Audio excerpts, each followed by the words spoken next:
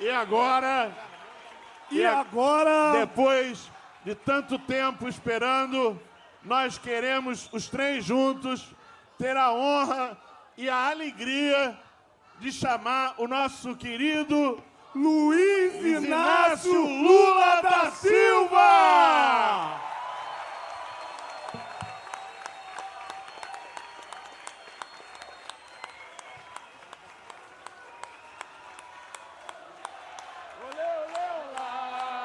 Lula, Lula, olê, olê, olê, olá. Queridas companheiras e queridos companheiros, vocês vão perceber que a minha voz está muito fragilizada, porque eu estou tentando fazer um tratamento nas minhas cordas vocais. Eu vou aprender com os artistas, com os cantores, que tratar das cordas vocais é essencial para alguém que vive da sua voz. Eu não sei se for por conta de uma gripe, eu estou tentando fazer treinamento com fonoaudióloga. A Janja está me ajudando. E eu preparei um discurso por escrito, porque eu preciso falar pausadamente e não deixar me empolgar, porque ontem eu fui numa reunião com o PT, era para falar 10 minutos, eu falei 1h26. E eu, então, com o discurso por escrito, eu vou controlar meu tempo. Eu queria dizer para vocês que eu não poderia fechar o ano sem vir ao Rio de Janeiro fazer um agradecimento aos artistas cariocas, representando todos os artistas brasileiros, porque eu teria que fazer em São Paulo, em Pernambuco, em Minas Gerais, na Bahia, mas eu vou fazer aqui no Rio de Janeiro, e eu acho que o Rio de Janeiro representa, do ponto de vista cultural, grande parte da cultura do nosso imenso 8,5 milhões de quilômetros quadrados. Eu não tenho palavra para agradecer a vocês. Não tenho. Eu não imaginava que quando eu fosse para a Polícia Federal, eu fosse ter a solidariedade que vocês dedicaram a mim. Eu, sinceramente, se ganhasse todo o dinheiro de todos os fundos de investimento nesse mundo, que são trilhões, e tivesse que mensurar financeiramente o pagamento do agradecimento que eu tenho a vocês, o dinheiro não pagaria. Só o amor e muito carinho é capaz de retribuir os agradecimentos que eu tenho a vocês.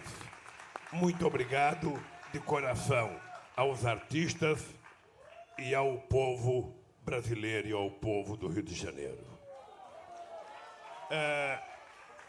Eu vou, então, tentar ler de forma pausada, porque também tem uma coisa, tem muitos jornalistas aí, não sei se jornalistas neutros, não sei se jornalistas contra, a favor eu sei que tem poucos. E eu vou tentar fazer questão de ler para as pessoas não deturparem cada palavra que eu falo, porque daqui a pouco vão dizer que eu sou o pai do Leonardo DiCaprio.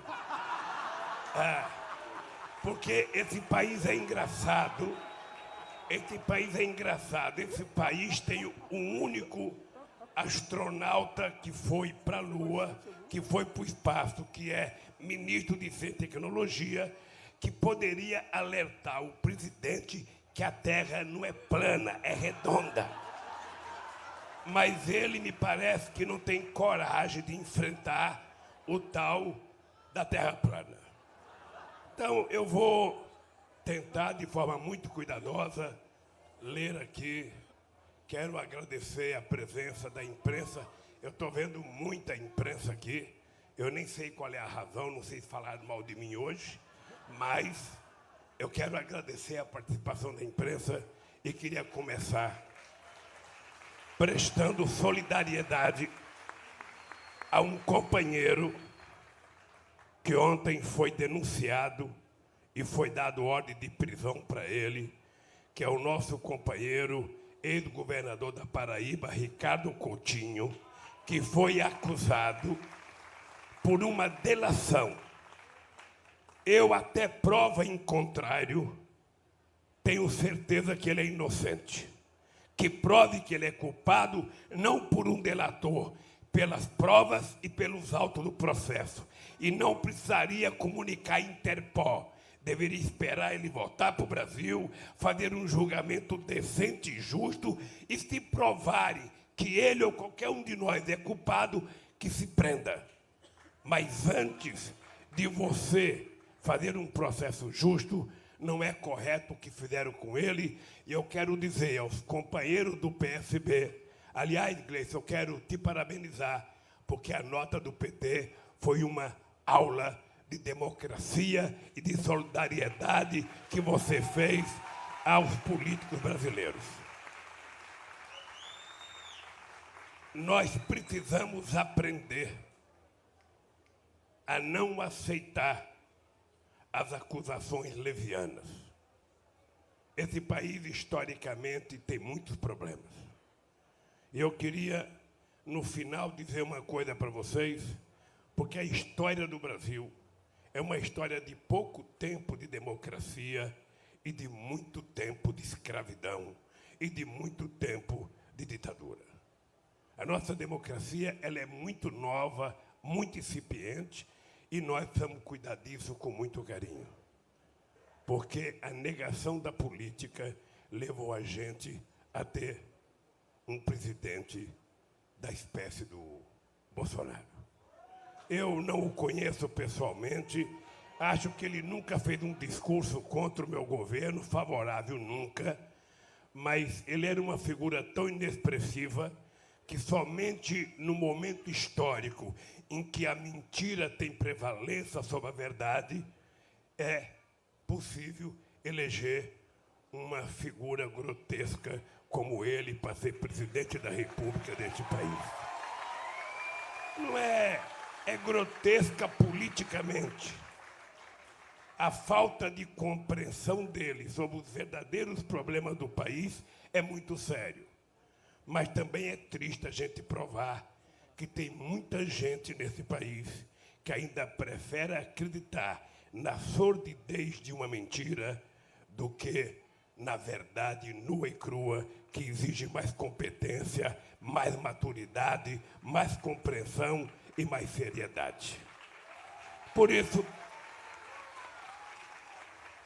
companheiros e companheiras, eu queria dizer para vocês que a minha eterna gratidão aos trabalhadores e trabalhadoras da cultura, dos mais famosos aos mais anônimos, e aos intelectuais comprometidos com a construção de um Brasil melhor, que novamente emprestaram sua arte e seu ofício a uma causa justa, como tantas vezes em nossa história.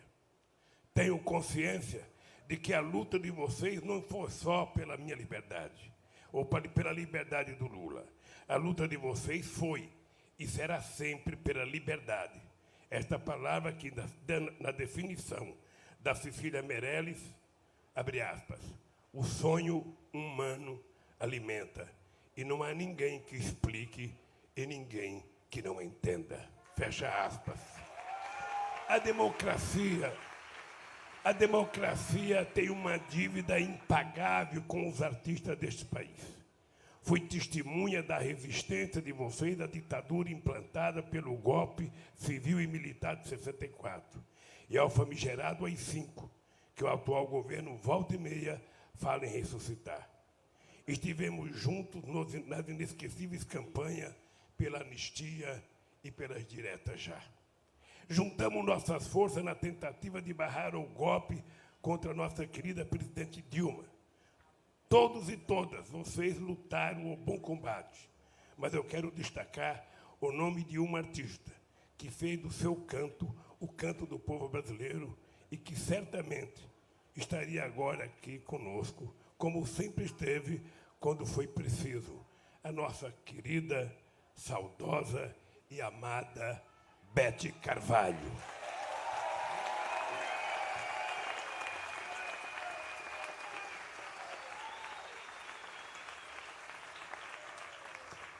Eu hoje acompanho com imensa admiração a luta cotidiana de vocês contra a ascensão do fascismo no Brasil. Toda luta tem um preço, e vocês estão pagando caro com a extinção do Ministério da Cultura, que haveremos de recriar. A redução brutal dos recursos para a área, a destruição de programas que tornaram a cultura acessível às mais diversas camadas da população brasileira e a volta da censura, esse monstro que julgávamos extinto no nosso país. 12 meses de posse, 12 meses depois da posse, já se pode dizer que esse governo tenta colocar em prática um projeto de destruição da rica e diversificada cultura brasileira.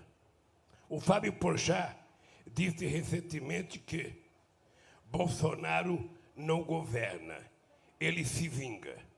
Estejam certos de que a tentativa de desmonte da cultura promovida pelo atual governo é, em primeiro lugar, uma vingança contra cada uma e cada um de vocês que ousaram cantar, escrever, ensinar, filmar, encenar, filmar, grafitar e dançar e gritar, ele não.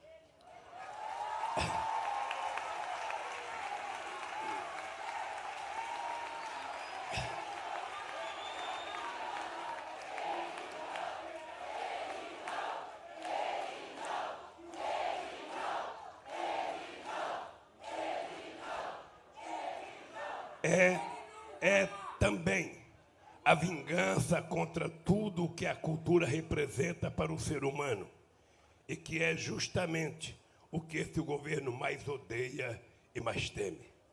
Cultura é vida e o atual governo vive de promover a morte com a insistência em colocar armas de fogo nas mãos da população, a liberação indiscriminada de agrotóxicos, o incentivo à devastação do meio ambiente, o desemprego que leva milhões de pessoas ao desespero, a naturalização do assassinato de mulheres negras, indígenas e LGBT. E temos como maior símbolo a nossa querida e saudosa Marielle. Cultura é libertação.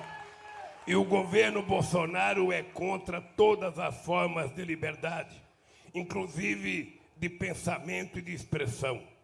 A liberdade que esse governo defende é a liberdade para os milionários ficarem cada vez mais ricos, com a retirada dos direitos dos trabalhadores e a destruição da Previdência Social. A liberdade que esse governo defende é a liberdade do extermínio da juventude negra, que o Moro tentou legalizar sob o pomposo nome de excludente de licitude, mas que nada mais é do que a licença para escolher o alvo de acordo com o endereço e a cor da pele.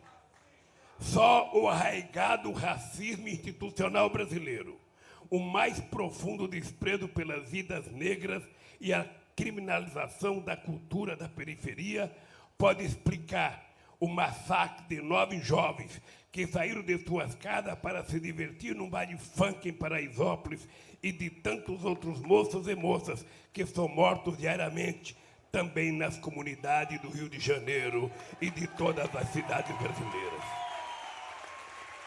Esse país carrega em seu passado a vergonha de ter um dia criminalizado o samba e a capoeira, que eram tratados como caso de polícia, da mesma forma que hoje criminaliza expressões artísticas populares como o funk e o grafite.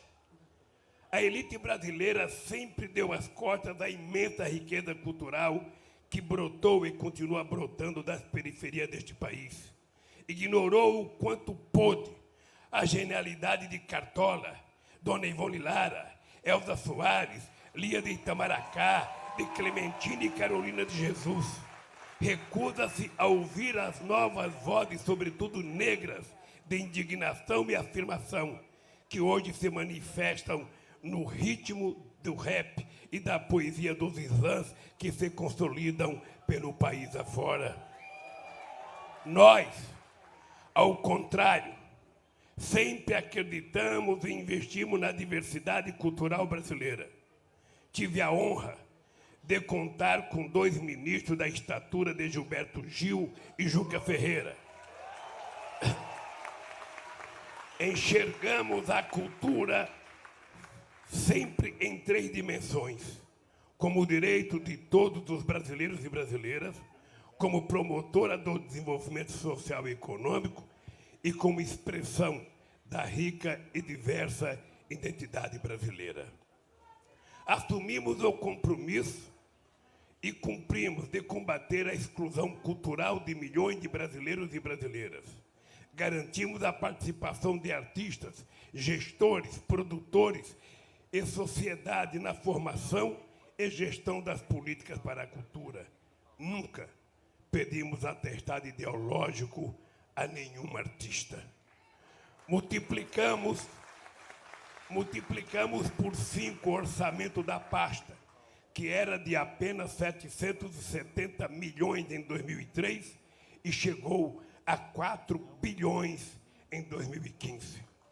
Criamos o programa Cultura Viva, que reconheceu e investiu em cerca de 4.500 pontos de cultura, apoiando as mais diversas expressões artísticas, fosse nas periferias dos grandes centros ou nas distantes comunidades indígenas e quilombolas. Criamos o Sistema Nacional de Cultura, a partir da articulação do governo federal com estados e municípios, para a construção de planos, conselhos, conferências e fundos de cultura. Criamos o Plano Nacional do Livro e Leitura, implementando ações como a formação de mediadores de leitura e a instalação de bibliotecas públicas em cada município brasileiro. Criamos o IBRAM para cuidar dos museus. Fizemos o PAC das cidades históricas para defender o patrimônio histórico nacional. Criamos o Vale Cultura para que o trabalhador tivesse o direito de alimentar também o seu espírito, comprando livros e ingressos para cinema, teatros e shows, entre outros bens culturais. Porque, como diz a canção do Tristãs, a gente não quer só comida, a gente quer comida, diversão e arte.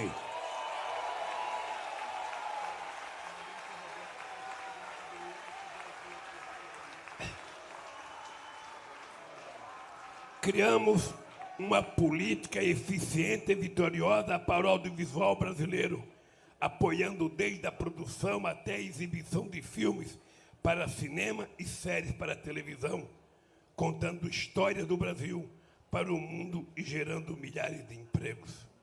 Financiamos nada menos que 306 longa-metragens e 433 séries ou telefilmes. Promovemos o talento e a cultura do nosso país, sem qualquer tipo de censura ou análise ideológica. Aliás, quem mais se beneficiou desses mecanismos de incentivo ao audiovisual foi a Globo, sem jamais reconhecer que foram criados nos governos do Partido dos Trabalhadores. Hoje, o audiovisual sofre com o descaso desse governo. O invencível talento de nossos realizadores e realizadoras continua produzindo boas notícias, como o reconhecimento internacional de A Vida Invisível, o sucesso de Bacurau no Brasil e no exterior. E mais recentemente,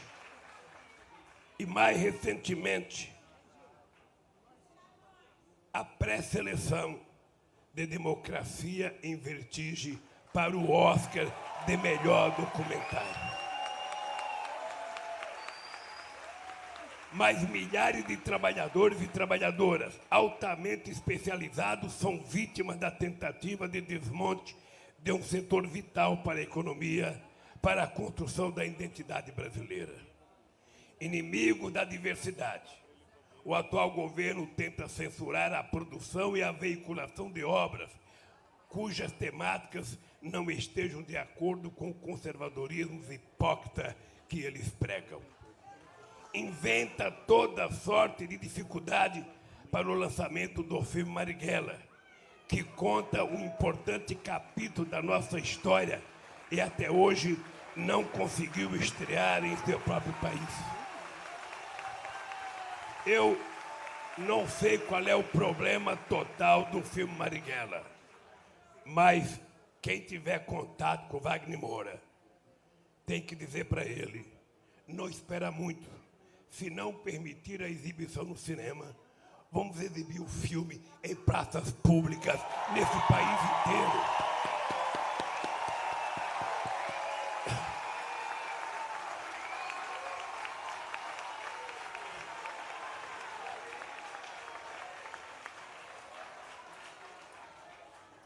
Manda arrancar cartazes dos filmes brasileiros da sede da Ancine, numa absurda demonstração de ódio contra as obras de arte que o nosso cinema produziu ao longo de sua história.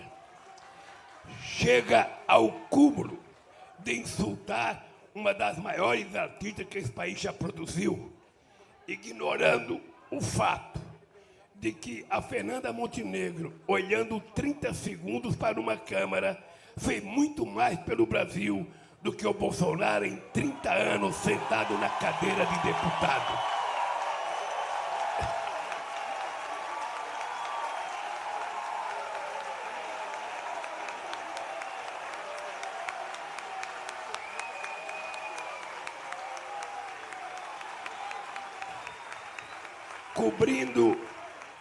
Cobrindo mais uma vez o país de vergonha aos olhos do mundo, Bolsonaro tomou a inacreditável decisão de não assinar, junto com o presidente de Portugal, o diploma concedido a Chico Buarque, agraciado com o Prêmio Camões, o mais importante reconhecimento dado a um autor de língua portuguesa.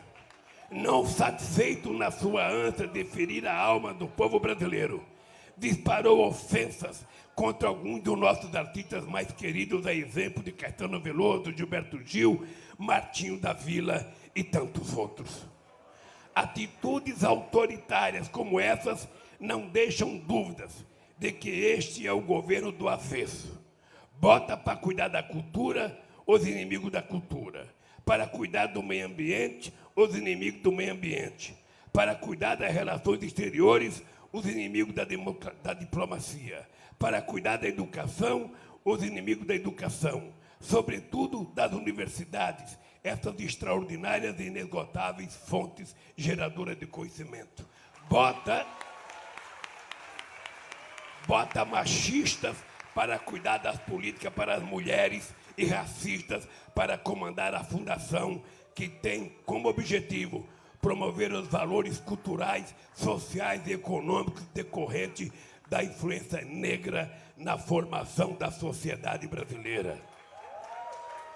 Instituições caras à nossa memória, como a Casa do Rio Barbosa, um patrimônio nacional com 90 anos de história, são entregues a representantes da direita mais atrasada e fundamentalista que o Brasil já conheceu. Eles são inimigos de tudo o que há de bom neste país. Eles só são amigos deles mesmos, ou nem isso, porque não param de brigar entre si, um xingando o outro, um denunciando as falcatruas do outro. O ódio que ele sente pelo povo brasileiro fez com que eu passasse 580 dias encarcerado numa prisão política por crime que até o meu mais ferrenho adversário sabe que eu não cometi. Nesses quase 600 dias, senti na pele a importância da cultura na vida de um ser humano. Eu renovava minhas forças ouvindo o bom dia, o boa tarde, o boa noite, presidente Lula, que os companheiros e companheiras da Vigília Lula Livre entoavam todo santo dia.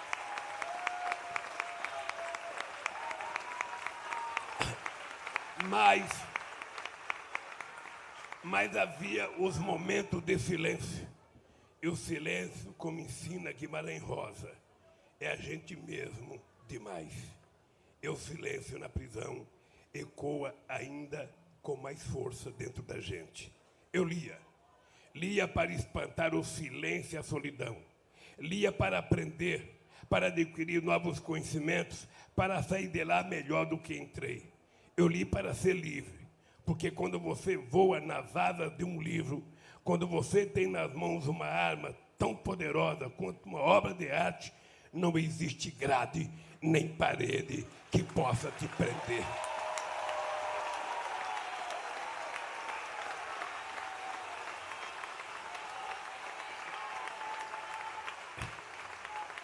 Quero que vocês saibam que estarei sempre ao lado de vocês. Eu me sinto parte da valente resistência de vocês. Cineastas, músicos, dramaturgos, artistas plásticos, escritores, atores e atrizes, pessoas de todas as artes, sustentam contra essa verdadeira arquitetura de destruição.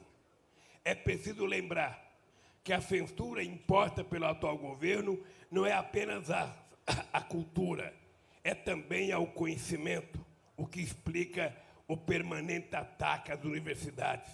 É uma censura à ciência, como ficou explícito na demissão do presidente do INPE, Ricardo Galvão, que demonstrou, com base em dados sólidos, o crescimento acentuado do desmatamento da Amazônia. Aproveito para parabenizar o Ricardo Galvão, que na semana passada foi eleito pela revista britânica Nature uma das 10 pessoas que mais se destacaram na área da ciência em todo o mundo. Portanto, não se entregue, não abaixe a cabeça, não desanime. Estamos juntos. Um país que deu ao mundo o samba, o cinema novo, a bossa nova, a tropicália, o teatro do oprimido e a arquitetura de Niemeyer não ficará jamais dos joelhos para ninguém.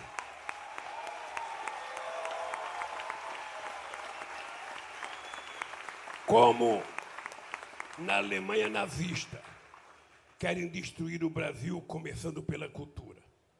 Não permitiremos. Vamos resistir, como já resistimos a outros pesadelos.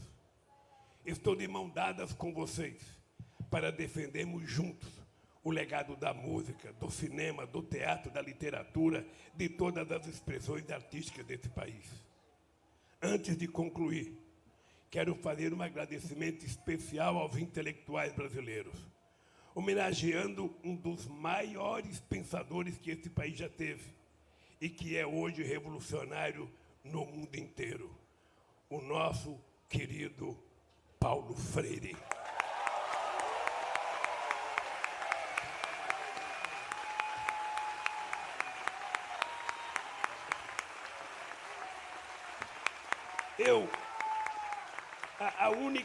A única compreensão que eu tenho do presidente ter chamado Paulo Freire de energúmeno é que ele não sabe o que é energúmeno. Ele não deve saber. Então, portanto, passem uma mensagem para ele, explicando o que é energúmeno, para ele pedir desculpa pública à história do Brasil. Paulo Freire nos deixou há muito tempo, mas suas ideias revolucionárias e amorosas para a educação e a construção de um mundo melhor continuam iluminando nossos caminhos e tirando o sono daqueles que, em pleno século XXI, nós estamos armados com a luz da civilização. Estou seguro, minhas queridas companheiras e meus queridos companheiros, meus queridos amigos, que mais uma vez nós venceremos. Eu quero que vocês saibam que a minha dívida com vocês é eterna. E nada me fará mudar de comportamento. E eu queria terminar dizendo para vocês que quando eu resolvi me entregar à Polícia Federal, eu tinha um compromisso. Se eu tivesse saído do Brasil, se eu tivesse aceitado ir para uma embaixada, se eu tivesse ido para um país amigo, eu teria sido tratado nas manchetes de jornais como fugitivo. ou como culpado, ou como se eu tivesse com medo. Eu tomei a decisão, contra a vontade de muitos companheiros, de ir para a Polícia Federal, porque eu precisava provar que o Moro não era um juiz, era um mentiroso que tinha compromissos políticos e por isso precisava me condenar. Eu tinha que provar que se tem alguém nesse país capaz de montar quadrilha, é o Dallagnol chefiando a força-tarefa da Lava Jato lá em Curitiba. E eu só poderia provar se eu estivesse lá. Quando eu falei que eu não trocava a minha dignidade pela minha liberdade, é porque insinuaram que eu poderia ser solto pela progressão da pena, desde que eu fosse para minha casa e colocasse uma tornozeleira. Eu disse duas coisas: a minha casa não é prisão, eu só vou lá para lá livre, e eu não sou pombo correio para colocar a tornozeleira na minha canela. Se alguém tem que ter tornozeleira, é quem mentiu. Quando eu fui prestar o primeiro depoimento, eu disse ao Moro: você está condenado a me condenar, porque a mentira já foi longe demais. Eles deveriam não ter aceito a acusação do Dallagnol do PowerPoint, que agora foi negado a tese do quadrilhão, absolvendo eu e a Dilma. E o PowerPoint é o que criou a tese do mensalão, a tese do quadrilhão. Então, quando o juiz decretou a negação do quadrilhão, eles deveriam ter mandado prender o Dallagnol por ter mentido descaradamente ao povo brasileiro e ter tentado montar uma quadrilha, criando uma fundação, pegando 2,5 bilhões da Petrobras. E nós estamos descobrindo o dinheiro que eles tentaram pegar com outras delações para criar um fundo que eu acho que era até um fundo partidário, porque ele sonhava ser candidato a senador. O Moro, quando me condenou, eu fiquei esperando qual era o crime que eu tinha cometido. E na sentença dele, ele diz que o crime que eu cometi foi, na verdade, um ato, sabe, um ato indeterminado. Ou seja, ele não sabia qual é o crime. Por isso, eu fui para a Polícia Federal, porque eu queria provar de lá de dentro quem era que era culpado nesse país. E nós estamos avançando. Ainda não chegamos lá, porque a Rede Globo não deu uma notícia agora da Intercept, a não ser para falar a defesa do Faustão e a não ser para defender o Roberto Dávila, que fez campanha para arrecadar dinheiro de forma lícita para o filme Lula, o Filho do Brasil. Eu, sinceramente, não guardo mágoa, mas eu sou um cara que tenho mais de 200 horas de Jornal Nacional me denunciando. Tenho mais de 100 capas de revista me denunciando. Tenho mais de 1000 páginas de primeira página de capa de jornais me denunciando.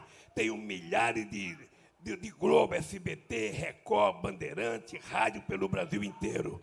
E eu vou dizer uma coisa: a bronca deles comigo é porque a maioria dos políticos não aguenta uma capa da Veja. A grande maioria da classe política não aguenta 1 minuto no Jornal Nacional. Não aguenta 30 segundos no Bom Dia. Porque no Brasil, quando o político tem o rabo preso, que ele é denunciado, ele usa a seguinte tática: é melhor submergir. Ou seja, é melhor se esconder. Mas quando a gente é inocente, quando a gente é resultado da educação de uma mulher analfabeta que me pariu e que me educou para ter caráter e dignidade, um homem inocente não baixa a cabeça por nada nesse mundo.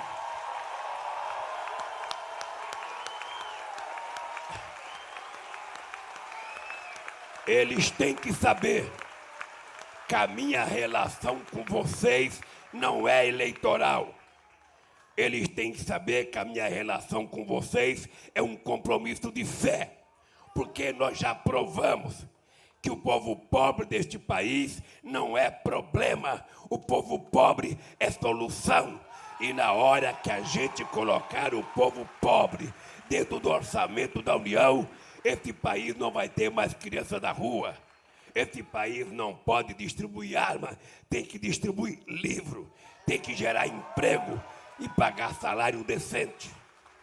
E isso nós provamos que somos capazes de fazer. Então, eu quero agradecer aos artistas, a todos vocês de todo o território nacional. E a minha retribuição é que eu vou fazer pelo Brasil uma caravana da cultura. Eu quero discutir a verdadeira cultura deste país, porque é através da cultura que o povo brasileiro vai fazer a revolução que esse país precisa para que o povo possa conquistar cidadania.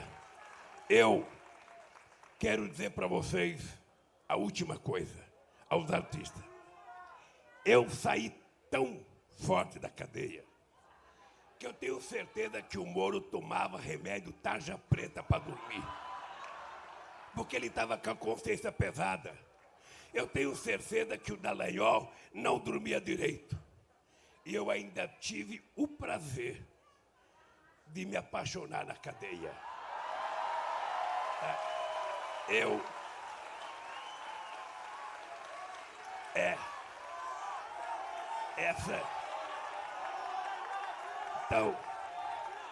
Então, olha, eles não sabem.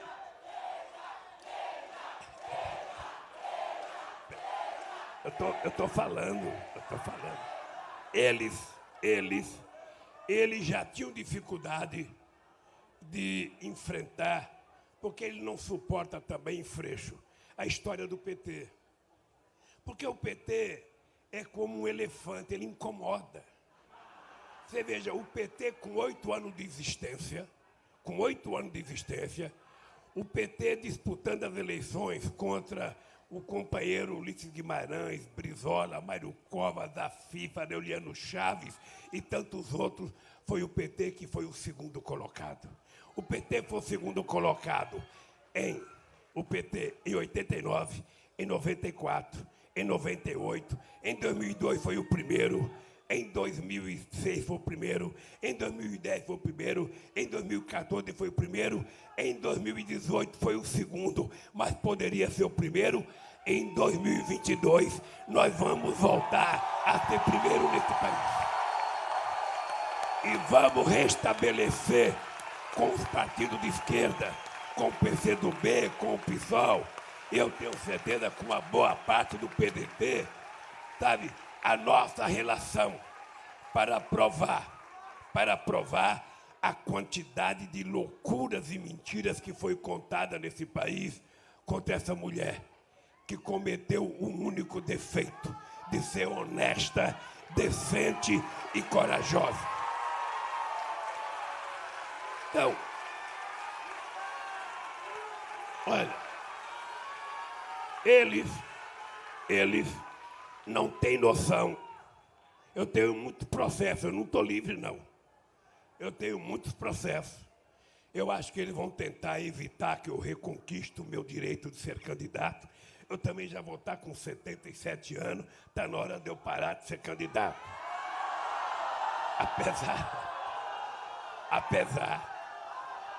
Ó,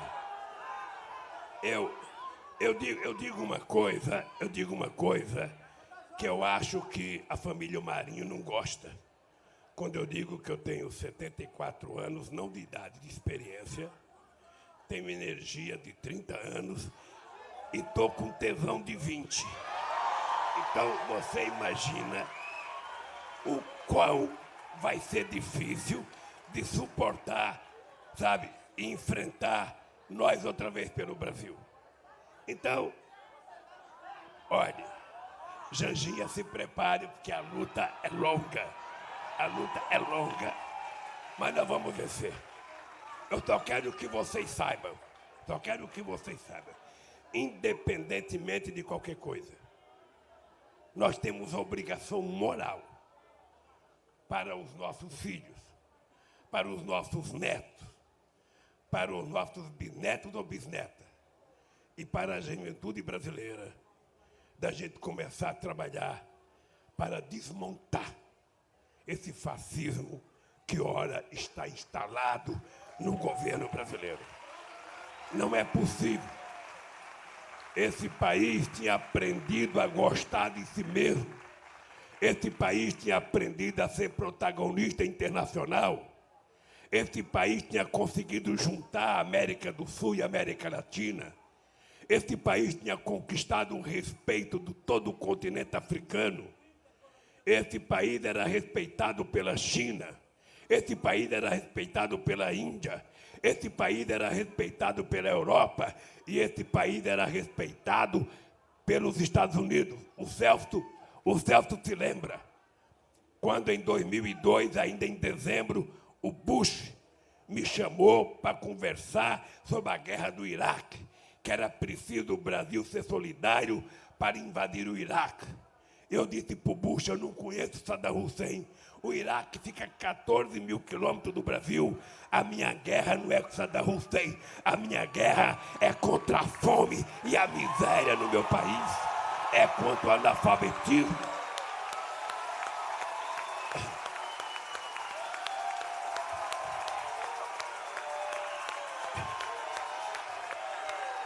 E a fome que a gente tinha acabado nesse país, voltou às ruas do Rio de Janeiro, voltou às ruas de São Paulo e voltou na maioria das cidades brasileiras. Esse país não pode ser pequeno. Esse país não pode ser pequeno. A gente não pode permitir que no século XXI a gente continue na mesmice da história desse país.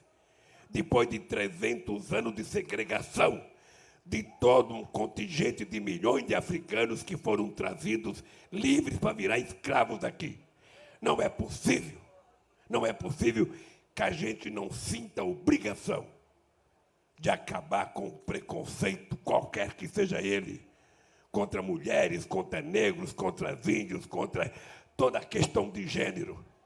Nós precisamos ter uma sociedade mais civilizada, em que o respeito entre as pessoas é o fundamento da construção da nossa democracia. Não ao ódio, e sim ao amor, porque o amor vencerá em qualquer circunstância, em qualquer hipótese.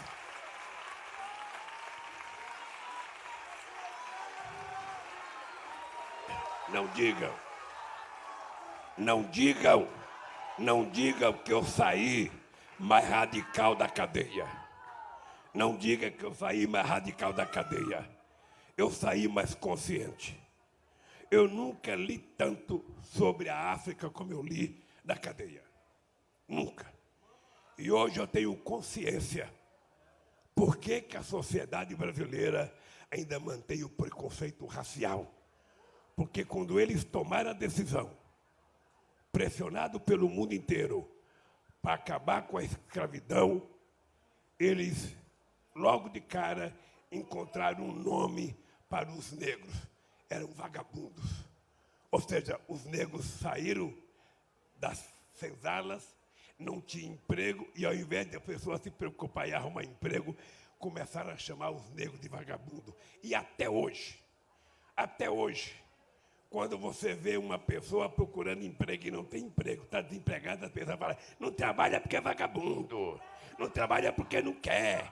Esse Lula vai dar o Bolsa Família, vai criar vagabundo. Esse Lula vai aumentar o salário mínimo, o povo não quer trabalhar. Gente, chega. Nós temos que ter agora que ser tomado por uma única palavra. As pessoas de bem deste país, as pessoas democráticas desse país, os artistas nesse país, nós temos que ter uma palavra para tocar o nosso dia a dia. É a indignação que deve tomar conta de nós para a gente fazer o que tem que ser feito nesse país. Gente, do fundo da minha alma, a gratidão que eu tenho por vocês, eu acho que é impagável. Eu só posso retribuir dedicando cada minuto da minha vida para ajudar a libertar e a melhorar a vida do povo brasileiro. Um abraço, gente. Muito obrigado por tudo. Feliz Ano Novo e Feliz Natal para todos vocês. Um abraço.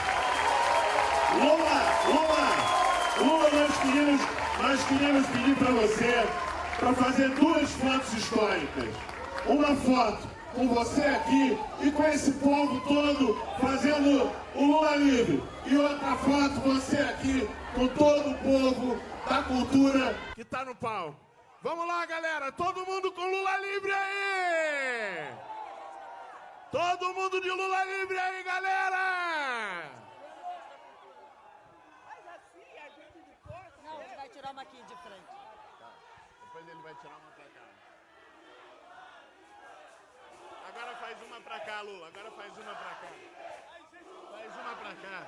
Faz uma virada pra lá.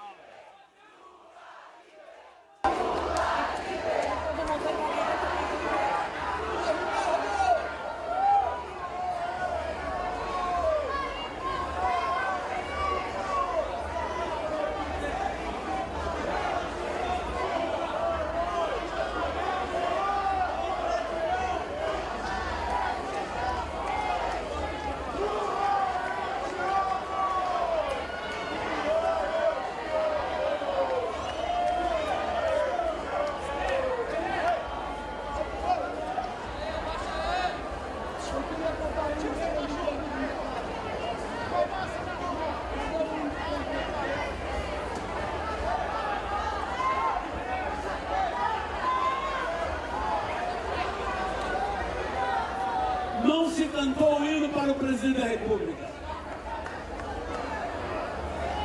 No seu primeiro mandato, recebeu o vereador Aguinaldo Timóteo, torneiro mecânico, e disse: quando a dona de casa entra no supermercado, ela sabe como eu estou governando.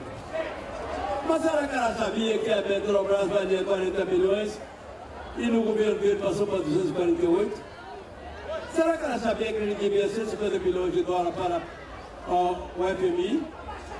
Que recebemos 100 mil casas e entregamos 2 milhões e meio de casas?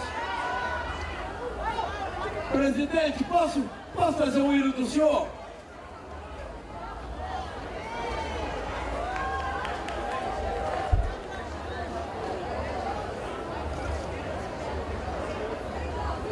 Posso, minha gente? Deixa eu segurar. Deixa eu segurar você. Por favor. Cubra-me com seu manto de amor. Guarda-me na paz desse olhar. Cura minhas feridas, é dor. Me faz suportar. Que as pedras do meu caminho meus pés suportem pisar. Mesmo ferido de espinhos, me ajude a passar. Se ficaram mágoas em mim, Mãe, tira do meu coração. E aqueles que eu fiz sofrer, peço perdão. Se eu curvar meu corpo na dor, me alivia o peso da cruz. Interceda por mim, minha mãe, junto a Jesus. Nossa Senhora, me dê a mão, cuida do meu coração, da minha vida, do meu destino. Nossa Senhora, me dê a mão, cuida do meu coração, da minha vida, do meu destino, do meu caminho, cuida de nós.